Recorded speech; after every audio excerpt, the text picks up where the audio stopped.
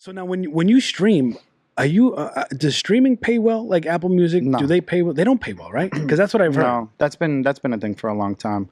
What streaming, unless you're getting hundreds of millions of streams, you're on playlists. That's where you would see the money because it's all about marketing now. And you have to have your track become part of an algorithm. It's got to be placed. You have to pay or just get lucky being placed on a playlist. That's how streaming works. It's not all about the Beatport or Right. like or downloading the actual track. That's where the money's at. If somebody is actually downloading your song for $1 or $2, however much, you would see more income Okay. that way. But streaming, it's not financially stable. So at your all. track, you can monetize on SoundCloud? Your music? Now you can. So- Finally, so I when think they somebody- started that 2 years ago, but finally you can. Finally you can. Yes. Similar to a if it's Beatport? yours, it has to be yours though. Everything has to be yours. So I tried uploading a mix recently, and they were like, "Nope, copyright on here. You can't do that." That's why. And I'm like, "What? It's just a mix. I'll label it as a mix, and I can credit all the artists and all that stuff." It's but you unfortunately you're distributing intellectual property without their permission. That's how my first SoundCloud got deleted because And I made same a couple. I made a couple of remixes and the Bootlegs, mixes too. And the mixes too. Damn man, those mixes. man, I had over a million. Yo, we used to come out with mad CDs. We did. And, And we were sitting outside Peter the Lands DiPaolo. Street. I remember Peter God. DiPaolo. Dude, remember Yeah. Peter? Yes. Doing the CDs, Yeah. the laser print and all that stuff, Yeah. the copying. I remember being on Lansdowne For Street. free. Well, are you probably I didn't get shit for free. well, no, you used to sell your CDs, right? $5. I was out there in friggin' goose jacket Yeah, in the winter. absolutely. But at first I was giving everything out for free. And I was trying different things. I was trying like, if I couldn't get the professional CDs done, I literally just put a label like the Roxio labels on it, like whatever. I don't care. I just want to hand it out. And then as the future progressed, I tried to buy, at the time it was like Wish just came out, and I was buying these little thumb drives with little DJ guys, and I was putting my mix on that, and I was handing out the That's thumb the way to drives. do it. Now, Now that's the way to do it. If you're an upcoming producer and you want to give a DJ a demo, that's the way to do it. But it was a that's grind, expensive. man. Yeah, It's it was a grind, grind. and it's expensive. For sure. So if you sell your music on SoundCloud and you sell your music on Beatport and you're streaming, if I just pull up like Apple Music now and listen to your like song, like what do you make from that one stream? Or is it grouped as like for every 1,000 streams you get X amount of money? It depends which like platform. YouTube, you know what I mean? Like a CPM. It depends which platform. I mean, I think Spotify is like 1/10 of a cent per stream. Really? Yeah, I never thought it was like that, it's man. not- Really? It's not like that? good. It's not good. That's crazy. YouTube. That's why you have to upload it everywhere and monetize it throughout all those outlets: YouTube, Spotify, Apple Music, Deezer, Google Play, Amazon Music. I don't know who the fuck's using that, but Google Play? Yeah, Yeah, I don't know I mean, either. listen. either. I don't mean to sound like an idiot or No. or an asshole. Just look in the camera and be like, who the fuck is using Google Play? Right. Nobody's using Google Play. I have to remind myself there are other parts of the world where people don't have access to a lot of that stuff, and a lot of the music, especially electronic music like that we like.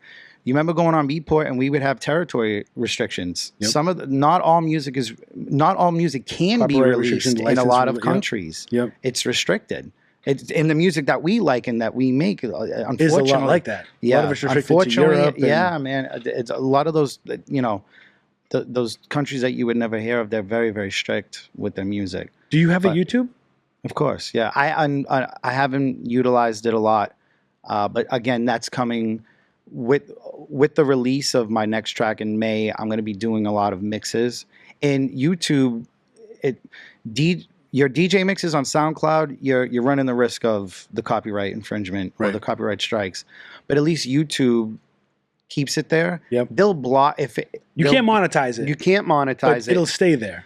But here's the good thing too. You're actually, I mean, you're not making any money, but the intellectual property that you're using of other artists' music, they're getting paid because you can't monetize it. And so, I mean, you're also supporting the artist as well, aside from playing their track in your mix.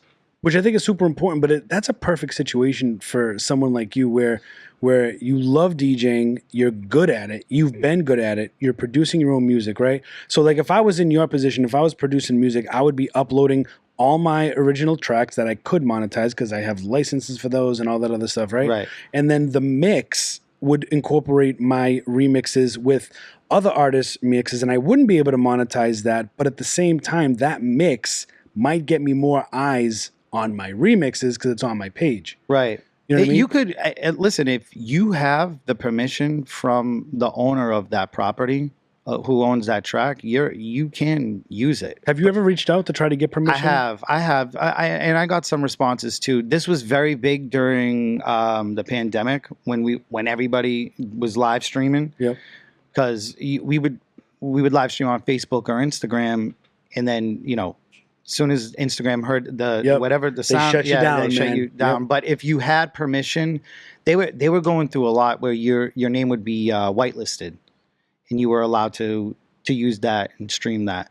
But as of late, there's so much music out. There's so many producers. There's so much great content in weird genres that if I'm gonna make a mix, I'm gonna try to find I'm not gonna use something that everybody's heard a million times, or I'm not gonna use something that's gonna get me a copyright strike. I don't want it to be Shazamable.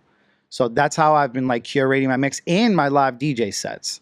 A lot of people will try I could see them like I could see the S in the middle of their phone, and I'm like, buddy, you ain't gonna get this. Right. It's not coming up. They're trying to get the name of the track. Well, They'll come up to me and they'll be like, hey, what was the name of that track? I'm like, I'm sorry, I don't share my music, and I really don't. And I'm not a selfish mofo, right? But that shit took me 4 hours to find. Yeah.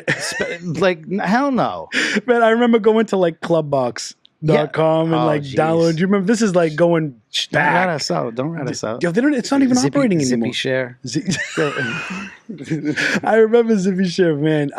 We would download in the free download versions. But that was like music you could not find anywhere unless you knew that. And I want to know how they found it. Whoever was running that. Wait, the best site though. I'll always say this, and this is what actually introduced me to the blog house era. This is how I found Steve Angelo, Swedish House Mafia, Layback Luke. Do you remember tribalectrodance.blogspot.com? I think I do. This was like one of the first. This dude used to actually post my stuff too. That's where I used to find everything, and there were no previews. Like if you click the link, there wasn't a preview. You just downloaded it based on the reputation of the name, right? Or the name of the artist, song, or if they said the subgenre above the link. That's how I used to download the music. But it's fortunately now I get a lot of that stuff officially promo released in my inbox. Now it's just flooded, but I'm still subscribed to a lot of DJ pools, Direct Music Service, DJ City. DJ City's still around, huh? They've been around forever. Yeah. Shout out to Danny Diggs, by the way, Direct Music. There's two of them. Oh, no. There's Direct Music Service. DMS, that's Danny Diggs. Well, Danny Diggs is part of that. Shout out to him. DMS is great. They have a whole catalog. It's not just one genre or a couple, popular. They have the old stuff. Everything's quantized, intro, outro. I still use the DJ pools, but I'll tell you, speaking of SoundCloud, you find the best edits or weird remixes or stuff that no one is going to find on SoundCloud nowadays. Yeah. You got to go down the independent rabbit artists or big artists or both. Both. Yeah. Just the bedroom producers too. There's a lot of kids that are producing a lot of good stuff that they've done their research. They know how to produce, or they're thinking of different stuff that isn't supposed to mix well, but it does.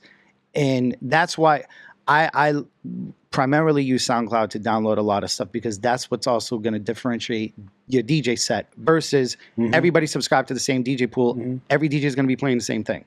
He or she is going to be playing the same thing. So I've talked to a bunch of people like up in Delray and stuff, and they say like, oh, I don't want to go to a certain night because they said they play the same music that you can hear at the office versus Throw Social, or it's the same remixes, the same mashups, right? And it's not something that you're playing, but it's like a lot of these DJs, they're throwing in these like mega mixes, right? These like 15-minute long mixes that have like 10 different songs in it, and then push and play. And like, but like the thing is, like 6 or 7 DJs all have that same 15-minute mega mix. So it's like